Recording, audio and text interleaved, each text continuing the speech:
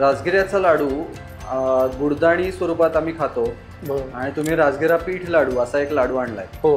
तर ह्या दोन्हीमध्ये नक्की फरक काय, न्यूट्रिशनल व्हॅल्यूजमध्ये पण, आणि असा स्पेसिफिक राजगिरा पीठ लाडू काढण्यामागचं कारण असं काय की राजगिरा लाडू जो आहे जर का तुम्ही खाल्ला असेल तर तुम्हाला कळेल की तो थोडा वरून टणक असतो. आपला जो लाडू खाण्याचा वर्ग आहे तो लहानांपासून मोठ्यांपर्यंत सर्वजण त्याचा आस्वाद घेतात आणि तो खायला मऊ असावा.